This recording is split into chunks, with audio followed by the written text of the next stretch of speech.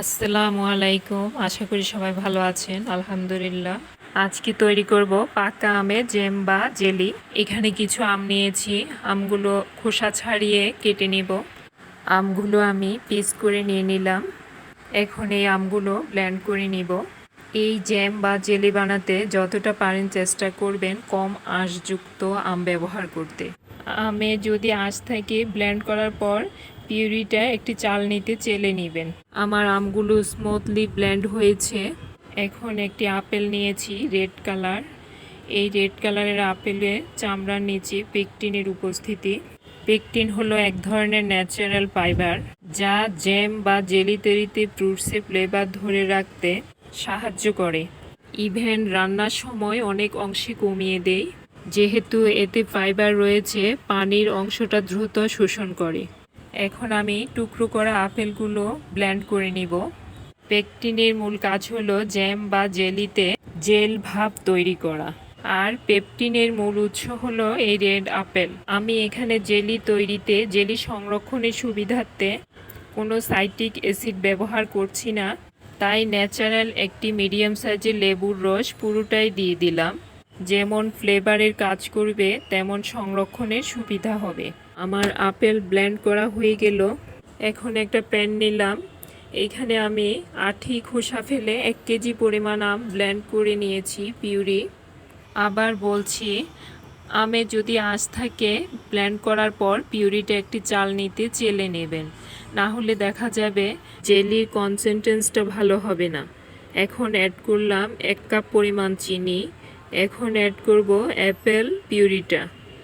এখন আমি চুলাটা অন করব। পুরো রান্নাটা মিডিয়াম ফ্লেমে রেখেই শেষ করব। সব শেষে খুব সামান্য লবণ অ্যাড করলাম, হাফ চামচ থেকে কম। এই পর্যায়ে পিউরিটা ফুটতে শুরু করেছে, বাট বি কেয়ারফুল, কাজটি করতে হবে খুব দ্রুত নাড়তে হবে যাতে ফুটে গায়ে না আসে। নাড়ানো অফ করলেই গায়ে পড়ার সম্ভাবনা আছে। ইভেন সেফলি কাজটি করতে হবে। যদিও কিছুটা সময় সাপেক্ষের ব্যাপার, 10 থেকে 12 মিনিটের মধ্যে আমার পিউরিটা এই পর্যায়ে এসেছে। আরও প্রায় 7-8 মিনিট এভাবে নাড়ানোর উপরে রেখে রান্নাটা শেষ করতে হবে। 7-8 মিনিট পর পিউরি থেকে পানির অংশ অনেকটা কমে আসছে। এখন পিউরিটা চারদিকে খুব বেশি ছড়াচ্ছে না। এখন আমি একটা প্লেটে নিয়ে দেখব পিউরির কনসিস্টেন্সিটা কেমন হলো। প্লেটটাকে ট্রায়াঙ্গেল করে ধরলে বোঝা যাবে কতটুকু হয়েছে। বাট আরেকটু ভালো বোঝার জন্য এভাবে একটা আঙ্গুল দিয়ে দাগ টেনে প্লেটটা আবার ট্রায়াঙ্গেল করে দেখুন। যদি দুপাশ একসাথে মিলে না যায় তাহলে বোঝা যাবে পারফেক্ট কনসিস্টেন্স এসেছে। এখন আমি চুলাটা অফ করে দিব। ফাইনালি আমার জেলিটা হয়ে গেছে।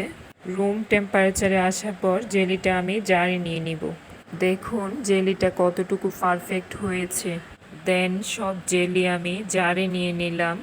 এই জেলিটা 7-8 মাস নর্মাল ফ্রিজে রেখে সংরক্ষণ করা যাবে। এখন যেহেতু আমের সিজন, অনেক আম পাওয়া যাচ্ছে, এইভাবে স্বাস্থ্যকর উপায়ে জেলি ঘরে তৈরি করে সংরক্ষণ করতে পারেন। বাজার থেকে কেনা আমের জেলি থেকে তুলনামূলক অনেক কম খরচে স্বাস্থ্যকর উপায়ে তৈরি। পরিবারে ছোট বড় সবার নাস্তা কিংবা বাচ্চাদের টিফিনে পাউরুটির সাথে দিতে পারেন এই জ্যাম বা jelly.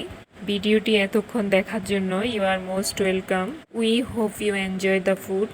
Please subscribe my channel, like and share. Have a nice day. আল্লাহ হাফেজ।